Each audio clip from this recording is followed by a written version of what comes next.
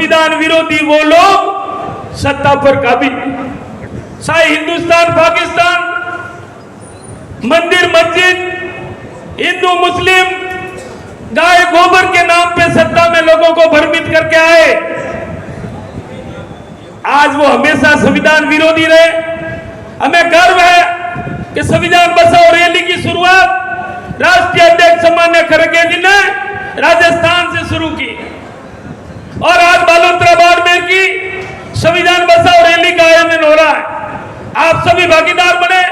क्या कि इनकी जरूरत क्यों पड़ी कि जब जब मोदी डरता है ईडी को आगे, चाहे चुनाव आयोग हो, चाहे ईडी हो, चाहे इनकम टैक्स हो, तमाम जो कार्यालय संस्थाएं उनका दुरुपयोग करने के लिए काम में लिए।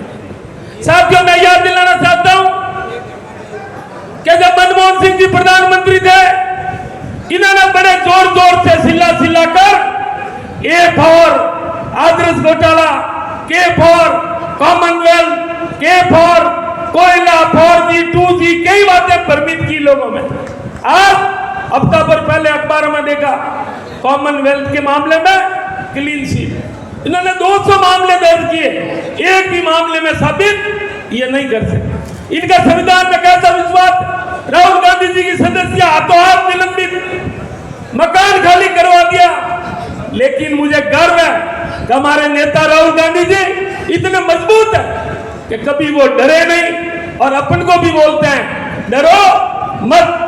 तो इनकी औकात नहीं है कांग्रेस पार्टी के कार्यकर्ता को डराए। कांग्रेस पार्टी का कार्यकर्ता घबराने वाला नहीं है, डरने वाला नहीं है। और आज इनके एक एमएलए की सदस्यता सजा मुकदमा हो गया, राहुल गांधी जी की तो हाथों हाथ, और ये कंवरलाल मीणा को लेके क्यों बैठे? जब मनमोहन सिंह जी प्रधानमंत्री थे, ये कह रहे थे लाल आंख करके बात की जाए, ओबामा की बातें की। ये संविधान विरोधी लोग बाबा साहब का भी घोर अपमान करते हैं बार बार। बाबा साहब अगर इतना भीमराव अंबेडकर जी के भगवान का नाम लिया होता तो स्वर्ग में जगह मिलती। मैं मांग करता हूं सर्वप्रथम जो ये बोलने वाले और बाबा साहब का अपमान करने वाले लोग हैं, मैं मांग करता हूं आज ही इनको स्वर्ग में जगह मिले। वो कह रहे थे कि सीमाएं पार से आतंकवादी कैसे आ गए, नोटबंदी में आतंकवाद का खात्मा हो गया। तो ये 28 लोग निर्दोष मारे गए, इनका गुनाहगार कौन है? और झूठे अखबारों में कभी नदी रोकने के लिए बातें करते हैं। अरे हाथों हाथ को बिना बजट को रोका जाता है, फालतू वाहवाही लूटने के लिए। आज इतने दिन हो गए, 28 लोग जो निर्दोष घूमने गए उनकी हत्या हो गई। और अभी कहां गई मोदी जी आपकी लाल आंख? कहां गया आपका दबदबा? आप कह रहे थे एक के बदले 100 सील लाएंगे। अरे हो तो छोड़ो, 10 तो लाइन बताओ। वो शेरनी इंदिरा गांधी जो मैं याद करता हूं, अमेरिका से डरे नहीं। अभी मोदी जी गए, भारत की तोहिन कर रहे हैं, भारत की मजाक कर रहे हैं, और ये दांत निकालने का प्रधानमंत्री जी काम करते हैं। इनसे ज्यादा शर्मनाक बात हो नहीं सकती जब हमेशा ये अंग्रेजी का विरोध करते हैं। और ये आतंकवाद वाले 28 लोग निर्दोष मारे गए, उस समय इन्होंने प्रेस में इंग्लिश में संबोधन किया कि संसार में समझा, बात आराम से समझ में आएगी। अरे भाई, राहुल गांधी जी तो हमेशा जोर देते हैं, इनके बच्चे तो अंग्रेजी में पढ़ते हैं, आम आदमी के लिए बोलते हैं कि अंग्रेजी में शिक्षा ग्रहण मत करो। अगर अंग्रेजी में शिक्षा आम आदमी किसान परिवार के बच्चे ने कर दी तो पूरे संसार को समझ लेगा और बोलने की हिम्मत होगी। ये खुद के बच्चे तो इंग्लिश मीडियम में, तो ये संविधान विरोधी लोग हैं। मैं धन्यवाद देता हूं राहुल गांधी जी को कि इन्होंने डरे नहीं और दम ठोक के जो बातें की। इन्होंने कहा नोटबंदी खतरनाक है, तो ये खतरनाक साबित हुई। उन्होंने कहा कोरोना में आपका प्रबंध सही नहीं है, तो ये सही हो गया। अब जातिगत गणना के मामले में ये कांग्रेस पार्टी और राहुल गांधी जी की जीत है। राहुल गांधी जी ने खुलकर बोला कि ये जातिगत गणना करवा के रहूंगा और इसी संसद में पास करवा के ही सब इनके योगी जी बोलते हैं बटोगे तो कटोगे। अरे भाई भागने वाले आप, काटने वाले आप, बातें करने वाले भी आप, पर आज क्यों मजबूर हो गए? आज कैसे मजबूर हो गए? राहुल गांधी जी के डर के आगे ये जीत मोदी जी की नहीं, ये राहुल गांधी जी की जीत है। राहुल गांधी जी ने दम ठोक के कहा कि जो जिनकी भागीदारी है, एक शरीर का एक्सरे की तरह जनगणना भी जरूरी है, और जनगणना के मामले में मजबूर होकर राहुल गांधी जी की बात को मानने के लिए मजबूर। ये जनसंख्या वाली राहुल गांधी जी की जीत है। मोदी जी किस मुंह से बात कर रहे हैं? ये दबाव में निर्णय लेते हैं, वक्ता ज्यादा है, समय कम है, इसलिए मैं निवेदन करता हूं कि संविधान बचाओ रैली की शुरुआत राजस्थान से हुई। आज बालोतरा की धरा पर भव्य आयोजन हो रहा है।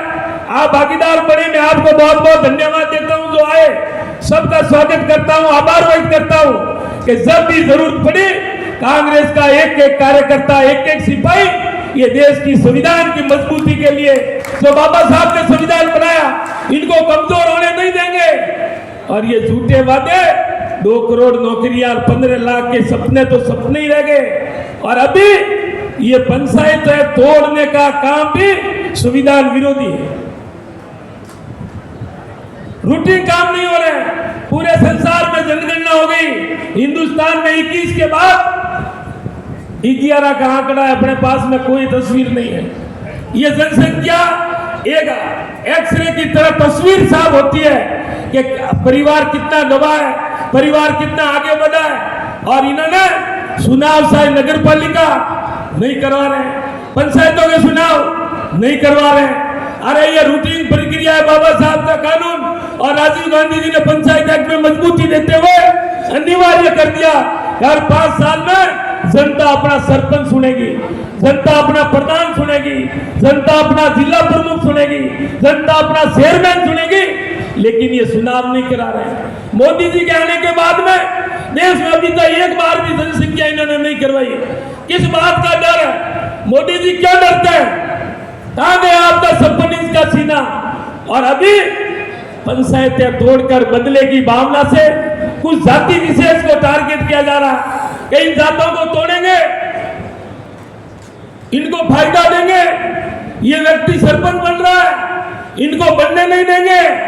अरे आपकी औकात नहीं है, जनता में ताकत है, लोकतंत्र में जनता माई बाप है।